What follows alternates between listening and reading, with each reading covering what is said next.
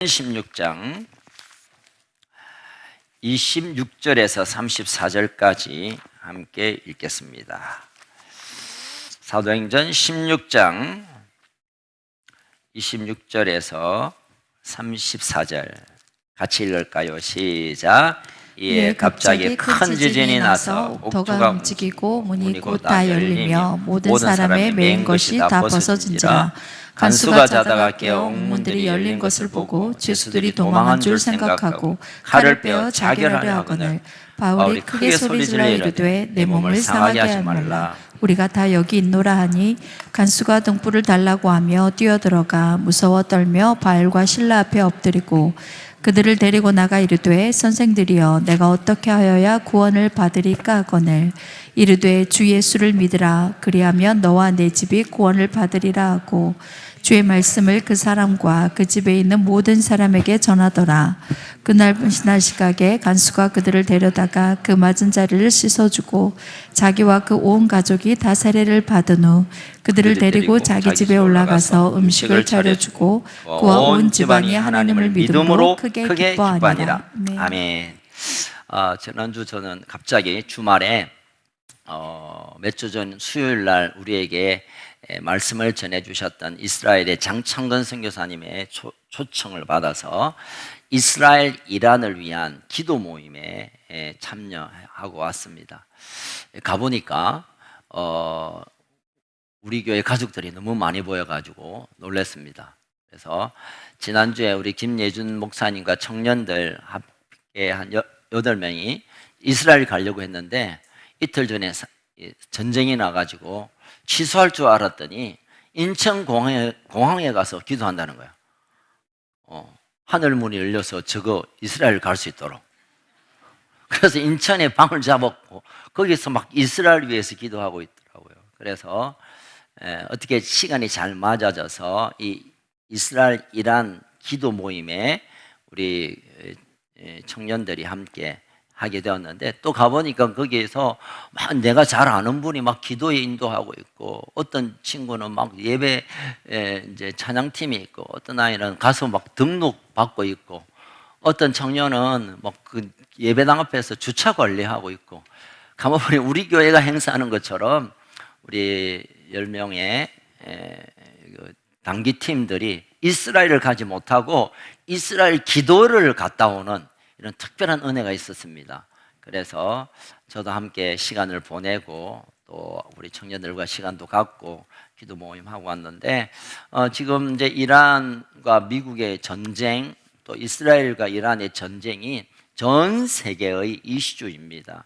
뭐 이게 정치적인 문제뿐만 아니라 경제 또 종교, 문화 모든 영역의 이슈가 소위 말하는 이 중동 전쟁이라고 할 수 있는데 이번에 가서 제가 크게 좀 감동받았고 터치되었던 부분은 지금 이란에 있는 지하교회를 위해서 기도하는 것을 제가 조금 뒤로 미루었는데 얼마나 절박한가에 관한 그런 도전이 제게 있었습니다. 지금 이란 지하교회는 전 세계에서 가장 빠른 속도로 부흥하는 지하교회입니다. 10년 전으로부터 시작되어서 100만 명이 무슬림, 이슬람 교도였다가 그리스도인이 되는 이런 일들이 일어나고 있습니다. 여러분 우리가 불교 믿다가 기독교를 믿거나 뭐 남녀 호랭교교를 다니다가 교회 오고 하는 거는 뭐 엄청난 일이긴 하지만 우리가 지불해야 될 것은 그리 없습니다. 그런데 부모님이 이슬람이기 때문에 자동적으로 내가 이슬람 교도가 되는 무슬림이 되는 여기에서 개종을 한다는 것은 목숨을 담보로 결정하는 일입니다. 그래서 이슬람 사회 안에서 내가 기독교를 간다 하면 그 집에서 부모님이나 형제들이 죽여도 명예살인, 죽여도 법에 저촉이 안 되는, 다시 말하면 죽이라라고 말할 정도로 국가가 그런 법을 정하고 있습니다. 물론 이 이란이 제가 이야기를 조금 하고 말씀을 좀 드릴 건데요. 이란이 옛 페르시아의 후손입니다. 그 땅이. 사실은 미국과도 47년 전 1959년 전에는 이란이 미국과도 아주 친했고 같이 핵 개발도 하고 서로 무역도 왕성하게 하고, 사실은 또 이스라엘하고도 이란이 너무너무 친했어요. 여러분 기억하십니까? 이스라엘 백성이 바벨론으로 끌려갔다가 바사, 페르시아가 그 바벨론을 잡아먹고 나니까 동시에 그냥 이스라엘이 페르시아의 속국이 되었지만, 고레스 하나님께서 기름부은 고레스 왕이 이스라엘을 너 본국으로 돌아가라, 너 포로 아니다, 이제 너희 나라 돌아가라, 필요한 물자도 주면서 가서 성전도 짓고 너 이제 자유롭게 살아라고 내어주었던 BC 539년인가 그때 고레스가 이스라엘을 새로운 나라로 열어준 그 이후로부터 2500년 동안 이란과 이스라엘은 정말 친구처럼 친한 가족으로 지내왔습니다. 그런데 47년 전 호메이니 이슬람 극단주의자들이 이 이란을 장악하고 혁명 수비대라고 말하는 그들이 이제 나라를 점령하면서 나라가 신정정치, 소위 말하는 대통령도 있고 그 정부도 있지만 그건 그냥 헛수합이고, 이슬람의 지도자 호메이니가 이 나라를 강권적으로 이슬람화시키는 일로 인하여 이 나라가 이상한 나라가 되었습니다. 그래서 그 과정에 저의 관심은 정치가 뭐 어떠니, 미국이 어떠니, 이스라엘 이거는 잠깐 접어두고도 하나님께서 이 시대에 이 이란을 통하여 오늘 우리에게, 나에게 어떤 말씀을 하시는가, 이 관점으로 이 사건을 볼 필요가 있습니다. 특별히 우리의 관심은 이 이란이 정치적으로 우째되고 자유가 되고 항복을 하고 이거는 그들의 얘기고, 이 나라가 정말 하나님이 다스리는 하나님의 나라가 통치가 되고 그 땅에 있는 하나님의 백성들이 일어날 수 있는가, 이 관점으로 본다면 우리의 기도의 차원이 좀 달라져야 된다고 봅니다. 그래서 지금 지하교회가 불릴 듯 일어나고 있습니다. 1년에 250명 내지 300명의 목사가 공개 처형을 당합니다. 예수 믿으면 집안에서 죽이기도 하고, 예배 드리는 데가 들키면 그냥 목사를 그냥 길거리에서 목에 달아 죽이는 이런 끔찍한 박해의 땅인데, 지난 10년 동안 100만 명이 죽게 돌아오는, 죽이면 죽이라 우리는 예수를 포기하지 않겠다고 교회가 불릴 듯 일어나고 있습니다. 그러니까 이게 전쟁과 지하교회에 하나님의 생명의 구원의 역사가 일어나는 것은 상관없는 일이 아닙니다. 하나님의 놀라운 일들이 지금 이란을 대추수하는 일, 마지막 시대에 하나님의 백성들을 하나님이 곳곳마다 일으키는 일이고, 지하교회만 여러분 떠오르는 또 다른 나라가 있잖아요. 중국뿐만 아니라 북한, 저기에 하나님의 백성들이 다시, 북한도 지금 엄청나게 부흥되고 있습니다. 지하교회가 셀 수 없을 만큼 지금 일어나고 있는 이때에 우리가 지상에서 나타나고 있는 어떤 전쟁의 그 위에 서서 하나님의 나라의 관점에서 이 땅을 하나님께서 거룩한 백성들을 추수하고 마지막 때를 준비시키는 이런 민족으로 하나님께서 이란을 사용하시는구나. 그래서 이란을 저는 축복하기 시작했습니다. 이란을 하나님께서 축복하셔서 하나님의 생명의 구원의 역사들이 더 왕성하게 일어나고, 이제는 하나님의 구원의 그 놀라운 대추수의 선두주자가 되었으면 좋겠습니다. 하나님 그들을 사용하십시오. 제 기도가 좀 바뀌었습니다. 지난주부터. 여러분, 그들이 왜 예수를 목숨을 걸고 믿겠습니까? 여러분, 히잡이라는 여자들이 쓰는 요 뚜껑이 없으면 감옥 가는, 그런데 교회를 가면 죽음을 당하는, 그럼에도 불구하고 나 예수 믿겠다고, 나 그리스도인이 되겠다고, 내 예수가 내 인생의 구주라고, 그분이 내 메시아 그리스도라고 나오는 이런 역사가 지금 이란 땅에서, 북한 땅에서, 중국 땅에서 정말 생명을 걸고 복음을 붙드는 그런 거룩한 마지막 시대의 사람을 일으키는 시대 가운데 있습니다. 그런데 말입니다, 여러분, 우리 한국의 온 세상의 교회의, 기독교의 주목을 받던 부흥의 역사의 아름다운 열매가 있음에도 불구하고 우리가 구원받음과 내가 생명을, 다시 하늘의 생명을, 영생을 취하는 것과 복음을 우리가 끌어안고 사는 일에 우리가 얼만큼 가치에 대한 대가를 지불했는가. 생명, 목숨을 걸어놓고 예수를 선택하는 그들은 지금 일어나고 있지만, 한때 하나님께서 대한민국에 부어주셨던 대부흥의 결과로 수천의 교회, 수천만 명의, 천만 명이 넘는 그리스도인이 일어났지만, 그들이 이 예수 믿는 일에 얼만큼 가치를 지불하고 대가를 지불하고 이 예수 앞에 섰는가, 우리에게 질문을 해야 될 그런 시점에 오지 않나, 이런 생각을 해봅니다. 여러분, 이 금방 얘기와 오늘 우리가 읽었던 이 본문의 얘기에 연결되는 한 단어가 구원입니다. 다시 이제 본문으로 좀 돌아가면, 지난주 감옥에서, 빌립보 감옥에서 귀신 들려 점쟁이를 치유하는 사건 때문에 억울한 고발을 당하고, 그래서 지하 감옥에서, 토굴입니다. 지하 감옥이 아니고 그냥 토굴에 위에 그냥 덮어진 그 땅에서 바울과 실라가 한탄할 수 있고 원망할 수 있고, 야, 이렇게 죽으려고 우리가 여기까지 왔나? 우리가 아시아 갔으면, 비시다를 갔으면 이런 일이 안 당할 건데 괜히 환상을 보여줘가 마게도냐에 와가지고 왜 여기서 내 인생이 끝나야 되나 불평할 수 있었지만, 그들은 기도와 찬양으로 그 시간을 뚫어냈습니다. 할렐루야.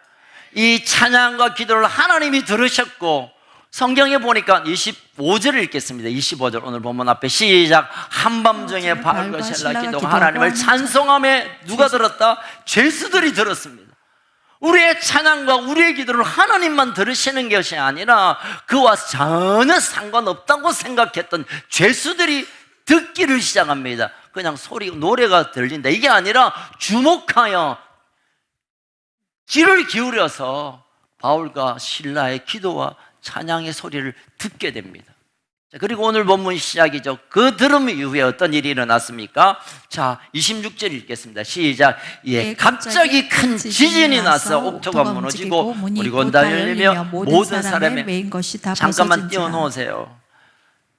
그 감옥에 놀라운 충격적인 사건이 일어났습니다. 지진이 나더니 모든 문이 열리고, 문만 열린 게 아니라 묶였던 것이 다 풀려, 누가 뭐 끼라준 게 아닙니다. 죄송합니다, 여러분. 끼라준 게 아니라 그냥 지진이 흔들리면서 문이 열리면서 창구가 풀려지는 초자연 사건이 일어납니다.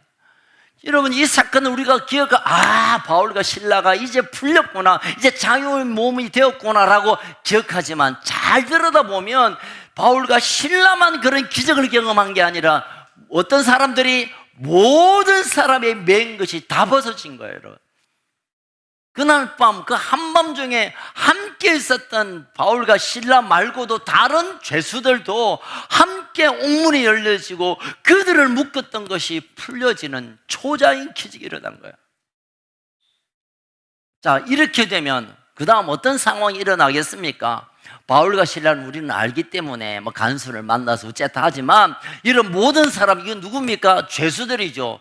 죄수들은 여러분, 감옥에 가면 간절한 소망은 짜장면 먹는 게 아니고, 어떤 분 그래도 제가 한번 면회 갔더니 짜장면 좀 먹고 싶다고. 알고 보니까 거기 그 구치소, 아니 그 감옥에도 짜장면 나와요. 싸제 짜장면 먹고 싶다는 게 소원인데, 사실은 감옥에 있는 사람은 제발 내가 영어의 몸이 아니라 자유의 몸이 되기는, 이 감옥을 나가는 게 그 인생의 큰 소망입니다. 그래서 대탈출도 시도하고 또 뭐 열심히 일해서 모범수로 인정받아서 빨리 나가려고 애를 쓰는데, 지금 이 빌립보 감옥은 이제 옥문이 열렸고 묶인 것도 풀려져서 이제 그들이 결정할 수 있는 것은 그냥 나가는 겁니다. 어찌할 수 없잖아요. 지금처럼 CCTV가 있거나 뭐 전자장치가 있는 거 아닙니다. 그냥 나가면 나가는 끝입니다. 그런데 여러분, 그들이 나갈 수가 없었습니다. 아니, 나가지 않았습니다. 모든 죄수가 야, 이제 자유다, 야, 억울했던 시간 뒤로 하고 달려 그냥 도망치지 않았고, 그들이 그 감옥에 그대로 그냥 어디에 막 묶인 것처럼 다 풀렸지만 그 자리에 남아 있었습니다.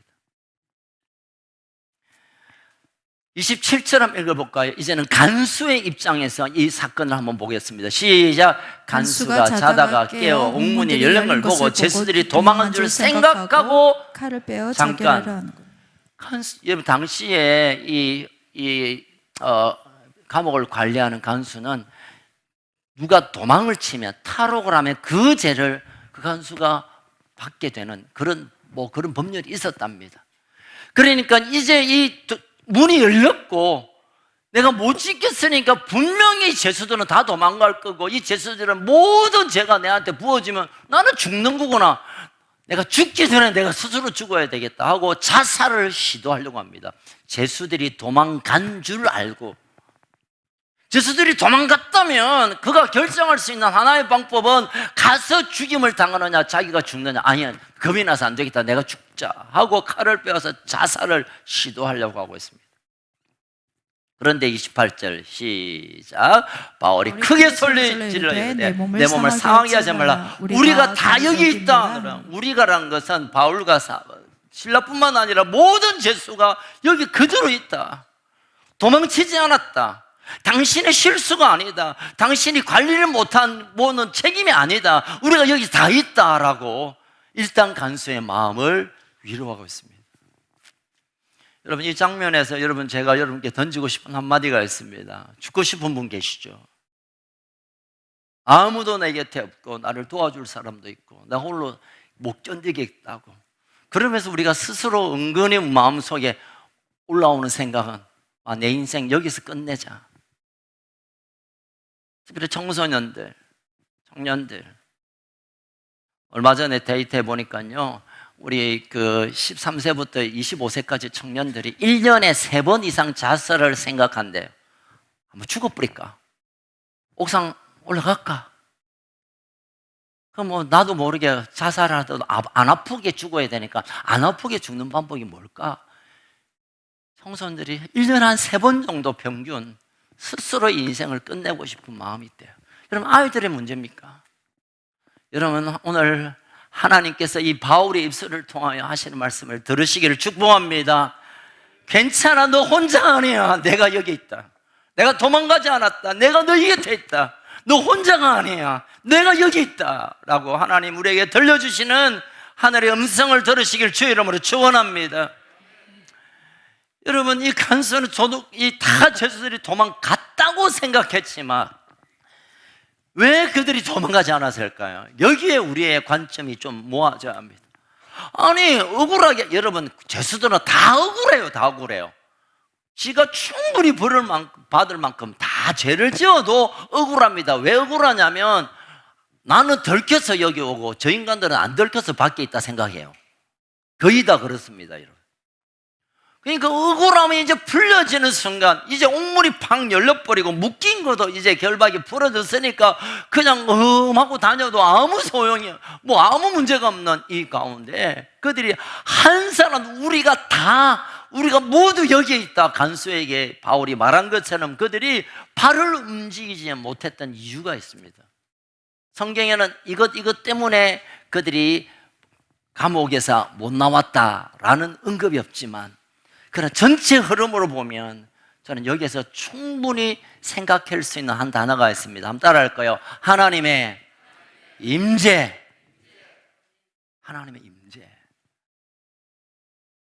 찬양이 터져 나오고 기도가 부어질 때 죄수들이 듣고, 야, 저 미쳤나? 저거 너무 괴로워하나? 저 왜 그러나? 이렇게 시작했지만 들으면 들을수록 그들이 외치는 하나님의 존재가 들려지기 시작하고, 그들이 부르짖었던 기도가 내가 하는 기도하고 내가 하고 싶은 기도를 이분이 하는 것 같다, 그런 분위기가 되면서 나중에는 다 풀리고 다 열렸지만 굳이 그들이 나갔을 필요 없는 하나님의 보호하심과 하나님의 함께하심과 하나님의 그들을 붙드시는 것을 경험했기에 그들은 문이 열렸지만 나가지 않았고 풀림이었지만 그들이 마음대로 움직일 수 없었던 것입니다. 기도와 찬양은 하나님의 임재를 부르는 귀한 도구입니다. 여러분, 하나님께서 하나님의 임재, 프레센스란 말은 여기에 그냥 나타나셨다는 것은 보이지 않지만 여기 있는, 그래서 하나님이 우리 인생을 붙들고 하나님이 우리를 지키시고 하나님이 우리에게 뭐라고 말씀하심 앞에 딱 서 있는 이것이, 사도 바울은 나중에 갈라디아에서는 이것이 하나님의 영광이라는 단어를 썼지만, 하나님 앞에 뜩 서면 더 이상 내가 이렇게 살아야지, 저렇게 걱정이 되고 이렇게 어쩌노 이런 고민이 그 하나님의 임재 앞에 설 수가 없어요. 우리의 찬양이 하나님의 임재를 불러오는 일이 있기를 주의 이름으로 축원합니다. 말씀을 듣고 하나님 앞에 기도하는 동안에 하나님이 내가 너와 혼자 있지 내버려 두지 않고 내가 여기 함께 있다, 하나님의 임재가 우리 가운데 경험되어지기를 주의 이름으로 축원합니다. 여러분, 인생의 가장 귀한 순간, 가장 기적은 무엇일까요? 많은 사람은 내가 막 벼락 부자라도 되었으면, 내 건강이 아이들의 건강으로 돌아갔으면, 아니면 내가 뭐 그냥 생각하는 것이 착착 이루어졌으면, 여러분 그거 이루어진다 해도 잠깐 우리에게 만족과 기쁨을 줄 겁니다. 그런데 우리 인생의 가장 큰 기적은 하나님이란 분이, 이 땅보다 더 크신 하나님이란 그분이 내 인생 가운데 찾아와 함께 거하시는, 이거야말로 기적 가운데 기적이며 놀라운 은혜 가운데 은혜입니다. 아멘. 자, 이런 가운데 이제 간수가 바울 앞에 막싹 쓰러져서 엎드려서 요청하는 바가 있습니다. 계속 읽어볼까요? 29절 30절 시작. 간수가 등불을 달라 하며 뛰어가서 무서워 떨며 바울 신라 앞에 엎드리고 30절 그들을 데리고 나가 이르되 선생들이여 내가 어떻게 하여야 구원을 받으리까 하거늘. 여러분, 간수가 그 찬양을 들었고 기도를 들었고 죄수뿐만 아니라 밖에 있는 간수도 들었습니다. 이제 나 엄청난 인생의 실수로 죽음 앞에 섰는데 우리가 안 떠나고 있다는 거, 이게 무슨 상황일까? 이것은 내 인생의 구원에 관한 문제구나. 구원은 내가 죽지 않고 사는 이 정도가 아니라 당신이 그렇게 외쳐 불렀던 노래처럼, 당신이 그렇게 부르짖었던 그분이 내 인생에 오시기를 기대하는 구원을 요청했습니다. 여러분, 일반적으로 본다면 여러분 제발 도망가지 마세요. 여러분, 가면 나 죽습니다.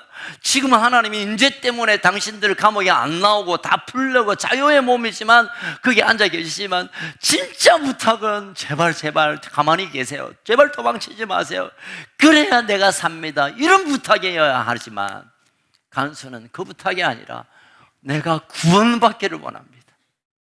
당신이 경험했던 그 하나님을 나도 알기를 원하고, 저들이 하나님의 임재 가운데 그대로 멈추었던 그 사건을 나도 경험하기를 원합니다. 내 구원받기를 원합니다.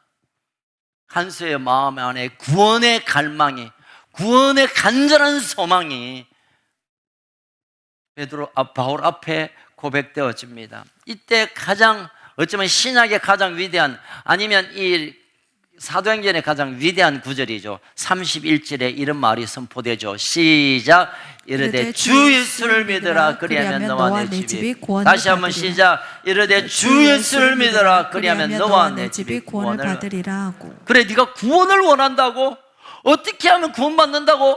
주 예수를 믿으면 돼. 주 예수를 믿으면 너와 너의 집, 하우스홀드 모든 가족들이 다 구원받을 거야. 그런데 이 주 예수를 믿으라 그리하면 너와 내 집이 구원을 받으리라, 이 전도지라든가 뭐 교회 앞에라든가 요 가까운 교회 여기 보니 LED도 막 뜨기도 하고, 또 우리가 늘 전도할 때마다 주 예수를 믿으시면 당신과 당신의 가족이 구원받을 것입니다 라고 말하지만, 이 말의 깊은 성경의 이 환경 가운데 이 말씀의 선포를 우리가 잘 이해함이 좀 필요합니다. 물론 예수 믿으면 구원받죠. 예수 믿는다는 게 도대체 그걸 뭔가, 이 상황 가운데 지금 바울이 주 예수를 믿어야 너와 내 집이 구원받는, 주 예수를 믿는 게 뭐냐고 라고 말한다면 오늘 본문을 좀 깊이 그 말씀 안에 들어가야 합니다. 여러분, 예수를 믿으라 그리하면 너와 내 집이 구원을 받는다, 이 말은 내 입술로 예수 믿습니다, 할렐루야, 아멘, 다음 주 교회 가겠습니다, 주일 11시 뵙겠습니다, 내가 성경 열심히 보겠습니다, 이게 주 예수를 믿으라 하고 완전한 대답은 아니에요.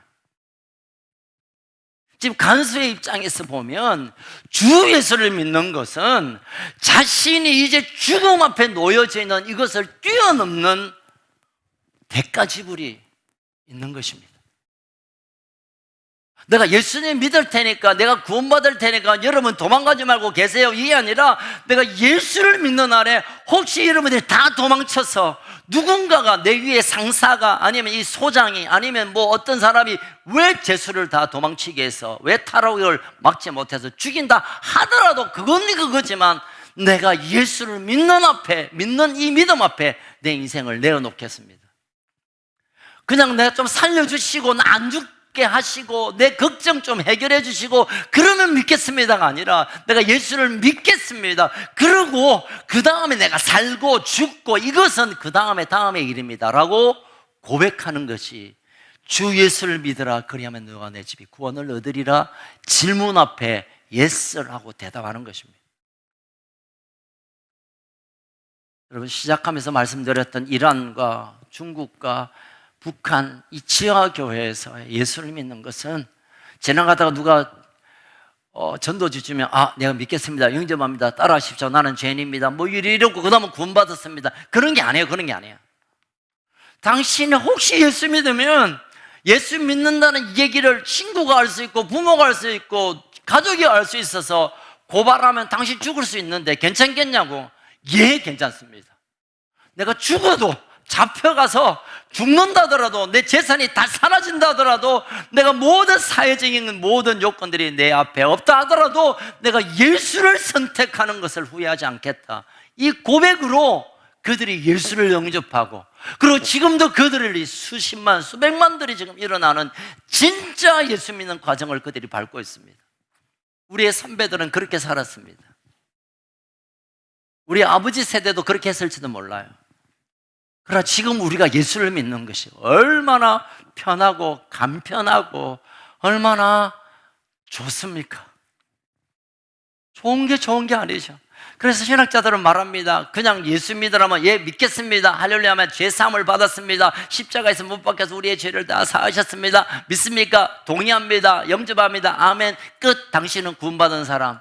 이게 얼마나 복음을 값싸게 만드는가. 물론 우리가 구원받는 것은 값없이 주시는, 거저 주시는 하나님의 은혜로 주신 것이지만 그게 가치 없게 만드는 것은 결코 아닙니다. 프리가 아니라니까요. 공짜가 아니라는 거예요. 그 가치를 셀 수 없는 priceless, 그러니까 가격을 정할 수 없을 만큼 귀한 것을 우리가 귀하게 받아들이지 않고 너무 그 공짜처럼 여깁니다. 그래서 예수 믿는 것이 그렇게 편하고 좋은 것 같지만 사실은 예수 믿는 것이 아닐 수가 있다는 것을 오늘 성경이 우리에게 지적하고 있습니다. 여러분, 예수를 믿는다는 것, 그래서 예수의 믿음으로 나와 내 집이 구원받는다는 것은 내가 그 대가를 지불하는, 예수를 선택함으로 나의 모든 것을 내어놓는 고백과 그 헌신이 필요하다는 것을 바울은 선포했고 그 바울의 말에 이 간수는 그대로 받아들입니다. 내가 내가 예수 믿습니다 라는 대답이 끝나자마자 누군가가 나를 데리고 와서 죽는다 하더라도 내가 예수 믿음으로 받는 구원은 포기하지 않겠습니다 라는 이 아름답고 처절한 고백이 이 말 안에 담겨 있는 것입니다. 여러분, 우리가 은혜를 너무 쉽게 생각합니다. 뭐 감동이 되면 은혜 받았다, 좋은 거 좋다, 막 그냥 적당하게 막 좀 부담되지 않도록. 그게 은혜가 결코 아닙니다. 은혜는 처절한 희생과 하나님이 그의 아들을 내어놓는 이 좋은 사람이 우리 앞에 서 있는 것이 은혜입니다. 그 은혜를 받는 것, 그 구원의 은혜를 받는 것은 그냥 받는 게 아니라 내가 할 수 있는 모든 것으로 들여 그것을 취하는 것, 이것이 진짜 예수 믿는 것입니다. 값싼 복음, 값싼 구원이 아니라 값을 셀 수 없을 만큼 귀한 은혜며 귀한 구원으로 취하지 않으면 우리가 마지막 날 주님 앞에 갔을 때 야, 네 누구 할 수 있는 이런 일이 있을 것이라고 주님은 말씀하십니다. 인자가 올 때 믿음 있는 자를 내가 볼 수 있겠느냐. 두 번째, 주 예수를 믿어라. 그리하면 너와 내 집이 구원을 얻을 것이다 라고 하는 것은 대가를 지불할 뿐만 아니라 예수님이 그렇게 말씀하신 것을 믿음으로 순종하라라는 말이 이 말 안에 포함되어 있습니다. 우리가 누군가를 믿는다라고 할 때 대개의 경우는 그 사람이 무슨 말을 했는데 그 말을 꼭 지키는 걸 보고 내가 저 사람을 좀 신뢰한다라고 말하잖아요.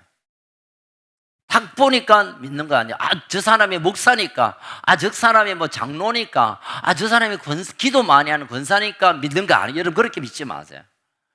그분의 말대로 살아가는 삶을 보면 저분이 믿을만하네, 신뢰가 된다. 여러분 하나님도 우리에게 그런 믿음을 말씀하고 있는 거예요. 여러분 오늘 사도 바울도 말합니다. 주 예수를 믿어라. 이 말은 예수님이 구원자로 오셨고 그래서 이 구원자가 예수님 되심을 말씀하셨으니 그 말씀을 전인격적으로 네가 믿고 순종하라. 이것이 주 예수를 믿는 건데 그렇게 되면 너와 내 집이 구원을 얻게 될 것이다 라고 말하는 겁니다. 여러분 구원을 얻는 예수 믿음, 이 신앙은 말씀과 떨어질 수가 없어요. 여러분 마태복음 19장 16절 17절 같이 읽겠습니다. 시작. 어떤 그 사람이 주께 와서 이르되 선생님이여 내가 무슨 선한 일을 하여 영생을 얻으리까? 예수께서 이르시되 어찌하여 선한 일을 내게 묻느냐? 선한 오직 하나님 한 분이시라. 내가 생명에 들어가려면 계명들을 지키라. 착하다고 구원받는 게 아니라 무슨 남들 보기에 뭐 칭찬받을 일 해서 구원받는 게 아니라 하나님의 말씀, 계명은 하나님의 말씀을 지키는 것이 영생을 얻는, 구원을 얻는 하나님의 자녀됨 안으로 들어가는 어찌 보면 유일한 길이라고 예수님이 말씀하고 계세요. 하나님의 말씀 안으로 우리가 들어가야 합니다. 하나님 말씀을 묵상해야 되고 묵상된 말씀 앞에 내 인생이 들어가야 됩니다. 그럴 때 그게 영생의 길이 있고 그 길을 걸을 수 있고 그 길 끝에 영원한 하나님의 나라의 완전함이 있습니다. 이 땅의 소문들, 유튜브나 뉴스나 여기에 우리의 구원의 생명의 이 땅에 소망이 있는 것이 아닙니다. 어쩌면 그것을 끊어내어야 말씀이 들려지기 시작하고 말씀 안으로 들어가고 말씀에서 우리에게 제시하는 놀라운 일들을 우리가 취할 수 있습니다.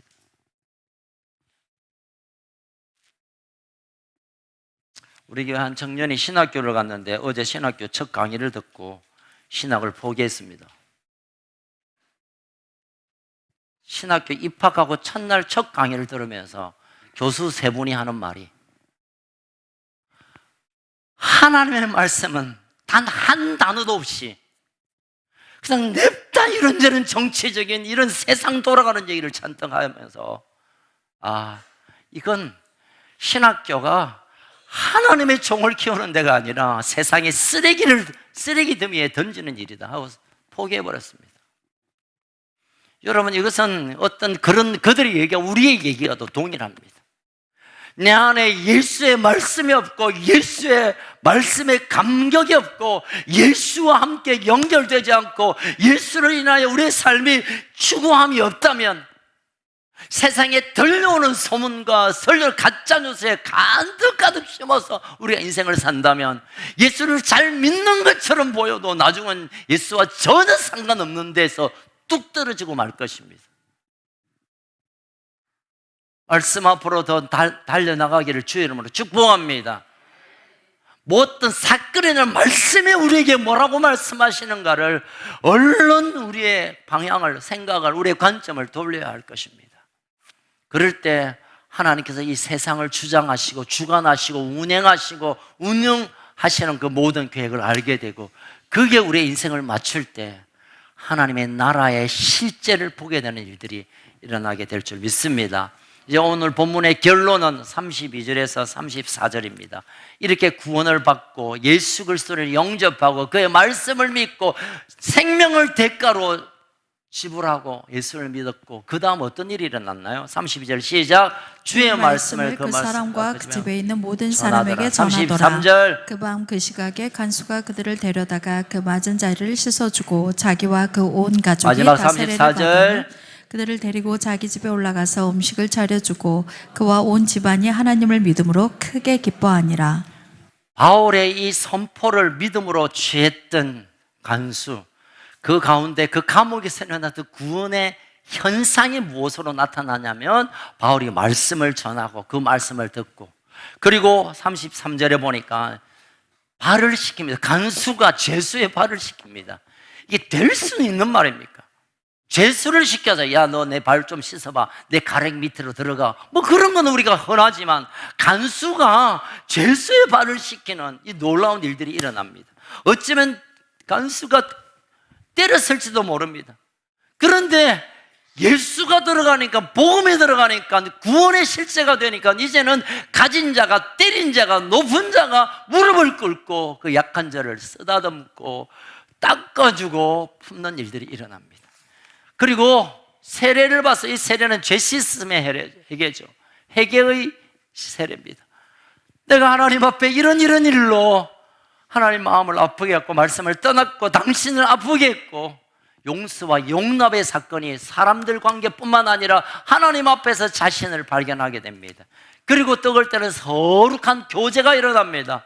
먹고 노는 게 아니라 서로의 필요를 채우시는 거룩한 교제, 그리고 기쁨의 예배. 제가 일하는 그 주변에서 사역하신 분들의 얘기를 엊그제 들으면서 그들의 예배를 제가 그랬습니다. 이란에서 지하교회 교인들은 어째 예배 드립니까? 그러니까 뭐 이제 요즘은 뭐 줌으로 몰래 드리게 하지만 이게 이미 또 이게 전파 탐지를 통해서 들키기 때문에 소수로 모여서 그냥 기도하다가 웃고, 하나님께서 우리의 기도를 들으시고 우리를 새로 싣고 하나님 나라가 임하니까 민족의 미래를 뭐 웃고, 그러다가도 기도하다가 웃다가, 어찌 보면 정신병 환자들처럼 보인대요.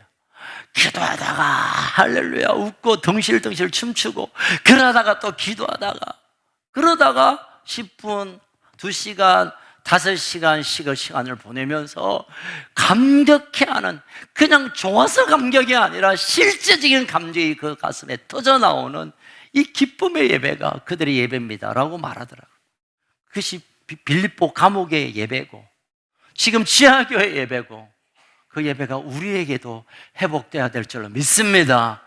여러분 찬양할 때 내가 뭐 잘 모르는 찬양 뭐 이러지 말고 일단 어깨를 상하로 움직이시면 돼요. 그러면 찬양이 돼요. 몰라도 그냥 박수를 냅다 치다 보면 하나님께서 우리가 음정을 잘 맞추어 박자를 잘 맞춰서 들은 노래를 들으시는 것이 아니라 우리가 그분 앞에 반응한 그 통째로 하나님께서 예배로 받으십니다. 아멘. 그래서 우리 교회가 더 기쁨의 예배, 초대교회 예배처럼, 빌립보 감옥 예배처럼 지금도 살아계셔서 운행하시는 그 교회들의 예배로 회복되기를 소원합니다. 이제 말씀을 마무리하겠습니다. 여러분, 구원받은 자의 흔적이 있습니까? 흔적, 스티그마, 흔적. 내가 예수를 믿었기에 내가 이런 상처가 있고 이런 흔적이 있고 이런 아픔이 있고 이런 눈물이 있다라고 내어놓을 수 있습니까, 여러분? 내가 예수 믿는 것 때문에 내 인생에 이런 자국이 남고 이런 상처가 남고 이런 아픔이 남았다고 내어놓을 수 있는 분 계세요?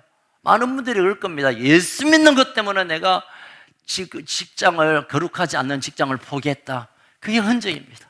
내가 예수 믿는 것 때문에 친구를 다 끊어버렸다. 그게 흔적입니다. 내가 예수 믿는 것 때문에 월급 많이 주는 데가 아니라 거룩한 직장에 내가 섬기게 됐다. 이게 흔적입니다. 예수 믿는 것 때문에 사람들에게 손가락질을 받았다. 그게 아름다운 흔적입니다. 흔적. 그 흔적의 삶을 사는 자가 진짜 예수 믿는 자의 걸음을 걷는 것입니다. 여러분, 할 수 있으면 여러분 말씀 앞에 내 인생을 세우기를 축복합니다. 그 말씀에 구원의 길 있고 그 말씀에 우리의 생명의 길 있고 그 말씀에 우리의 삶의 지표들을 하나님께서 세워놓으셨습니다. 그리고 내가 구원받았다면 나 혼자 구원받았다 하고 끝나는 게 아니라 공동체 안에서 그 기쁨을 나누고 그 눈물을 나누고 함께 기뻐하고 함께 섬기고 함께 용서하고 용납하고, 그래서 하나님 나라의 실제를 경험하는 여기까지 우리가 갈 때 비로소 저 사람 예수 믿는 사람이구나. 하나님도 너 진짜 나를 아버지로 섬기는 나의 가족이구나 라고 인정받게 될 것입니다. 온 세상에 지금 난리의 전쟁과 난리의 소문이 난다고 예수님이 말씀하기 때문에 중동전쟁은 이상한 전쟁이 아니라 그보다 더 큰 전쟁이 올지 몰라요. 마지막 때가 되어 가기 때문에 전쟁의 소문이 나올 때 우리는 놀라지 말고, 유불리를 따지지 말고, 기름값이 어떠니 뭐니 이런 쓸데없는 생각하지 말고, 하나님이 내 인생 가운데 뭐라고 말씀하시는가, 내가 하나님 말씀 앞에 내가 어떻게 흔들림 없이 설 것인가를 더 나를 하나님 앞에 세우는 기회가 되어서 마지막 때 들림받고, 마지막 때 인정받고, 마지막 때 생명을 드러낼 수 있는 우리 온 가족 되기를 주의 이름으로 축복합니다. 주님의 이름으로 축복합니다.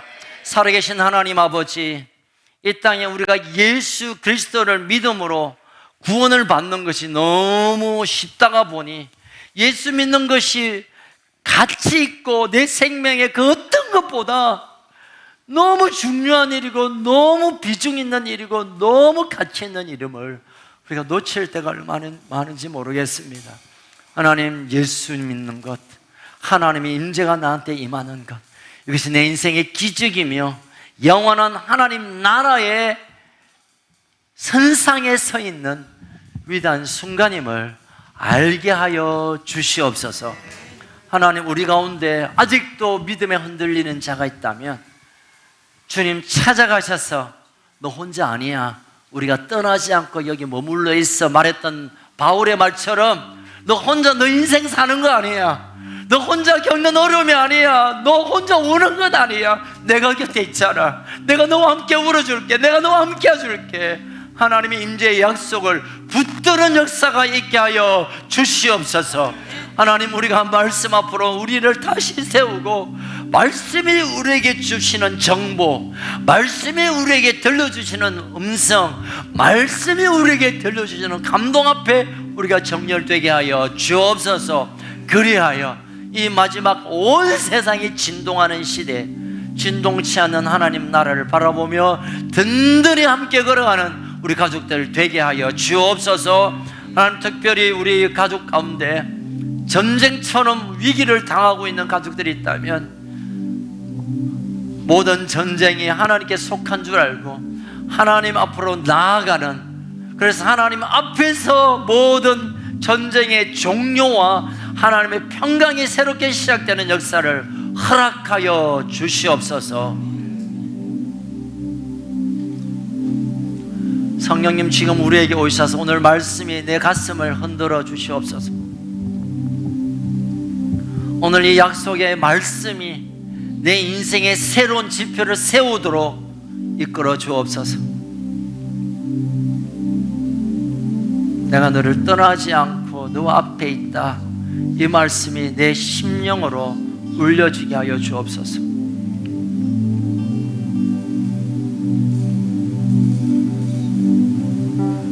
함께 먹고 마시고 용서하고 용납하고 받아들이고, 당신의 눈물이 내 눈물이고 당신 아픔이 내 아픔이라고 서로 끌어안고 함께 하나님 앞에 나아가는 하나님의 가족, 기쁨의 공동체로 우리를 세워 주시옵소서.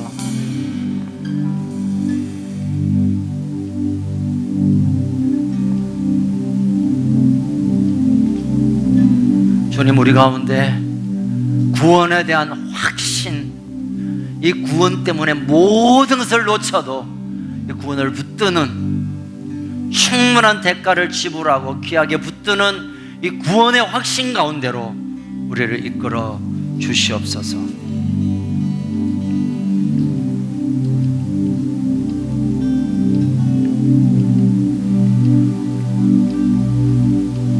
아직도 마음에 확신이 들지 않고 구원에 대한 놀라운 신비가 체험되지 않는 우리 가족들이 있다면 성령님, 지금 오시옵소서. 성령이 아니면 예수를 주라 시인할 수 없다 하셨기에 성령님이 우리의 마음을 움직이시고 만지셔서 예수 그리스도가 내 인생의 주인 되심, 완전한 구원 안으로 우리를 이끌어 주시옵소서. 나뿐만 아니라 나와 내 가족이 구원받기를 원합니다. 하나님의 계획은 나 하나뿐만 아니라 나와 내 가족이 주님 앞에 나와 영원한 생명 구원받기를 원하심을 오늘 말씀은 우리에게 말하고 있는데, 하나님, 나와 나의 가족들이 이 구원의 자리에, 구원의 영광 안에, 구원의 그 놀라운 축복 안에 서게 하여 주시옵소서.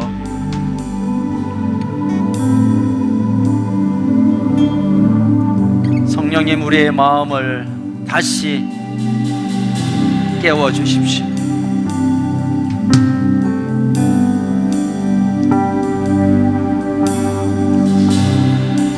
우리 가운데 계속 말씀하시고, 계속 우리를 다스리시고, 계속 우리를 깨닫게 하시고 결단케 하시고 우리를 주님 앞에 세워주옵소서.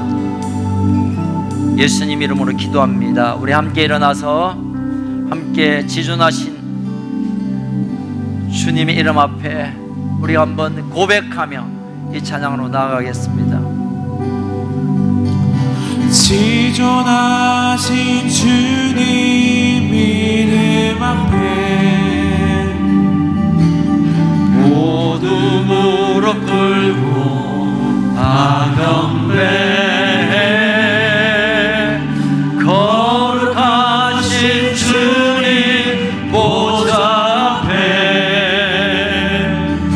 엎드려 절하세. 예수는 그리스도, 예수는 그리스도, 예수는 주,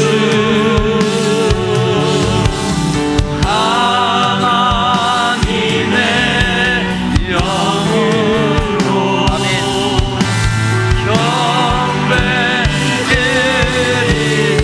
예수는 그리스도,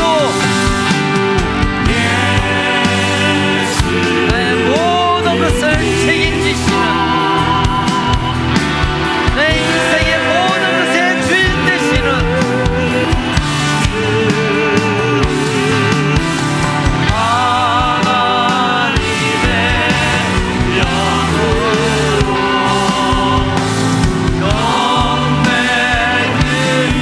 예수는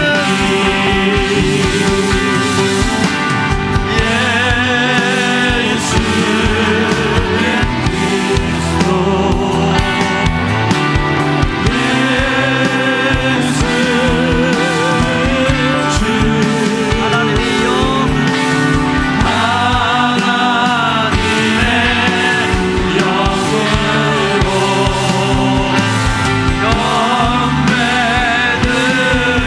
우리 한번 같이 결단하며 기도하겠습니다. 주님, 내가 지존하신 주님 앞에 내 인생의 모든 것의 주인 되심을 고백합니다. 내가 모든 대가를 지불하고도 예수를 붙드는 일에 내가 오늘 고백으로 섭니다.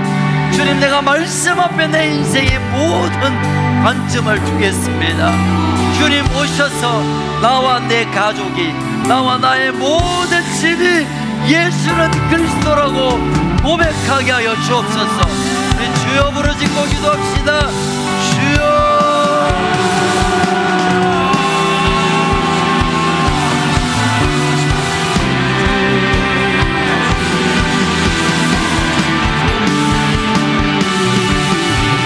주님 오시옵소서.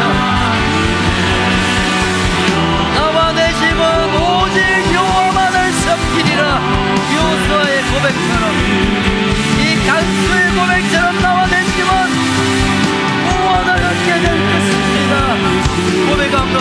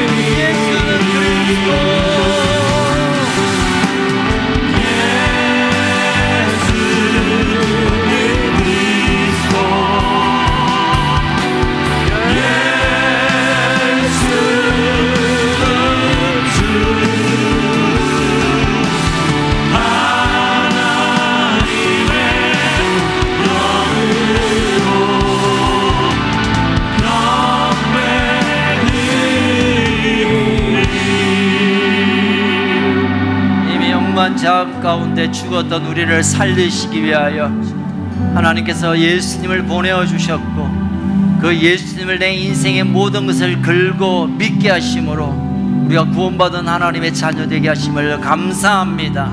이 구원을 더 귀히 여기고 이 구원을 내 인생의 그 무엇보다 존귀한 것으로 결코 포기하지 않게 하여 주옵소서. 하나님, 우리가 어디 갔는지 우리와 함께 인재하여 주옵소서. 감옥이든 한밤이든 직장이든 좋을 순간이든 어떤 순간이든 하나님의 인재 가운데 살아가게 하여 주옵소서. 하나님이 이 땅의 모든 전쟁 가운데 하나님이 들려주시는 그 음성 앞에 귀를 열고 듣고 그 음성으로 따라나가는 사랑하는 우리 가족들 되게 하여 주옵소서. 이 바라는 주간도 어디에서 무엇하든지 하나님의 도우심과 하나님의 함께하심의 기적이 나타나게 하여 주옵소서. 지금은 이 땅에 소망 되시며 우리의 삶의 이유와 목적 되시는 주 예수 그리스도의 그 크신 은혜와 우리를 사랑하시되 끝까지 사랑하시며 포기하지 아니하시는 하나님의 그 놀라운 사랑과 우리를 감동케 하시며 깨닫게 하시고 기름 부어주시는 성령님의 역사가 약한 세대 가운데 구원을 생명으로 붙들고 그 구원을 주시는 하나님의 임재로 살아가기를 결단하는 우리 건습 가족들 모래모래 위에, 사랑 우리 다음 세대 위에 흔들거리며 쓰러져 지쳐 쓰러져 있는 이 대한민국 위에, 허리 잘린 북쪽 우리 북한 동포들과 열방 가운데 목숨을 내어드리며 하나님의 복음을 증거하기 위해 삶을 드린 우리 모든 선교사들 위해 지금으로부터 영원토록 항상 함께 있을지어다. 아멘. 하나님께 영광의 박수를 드립시다.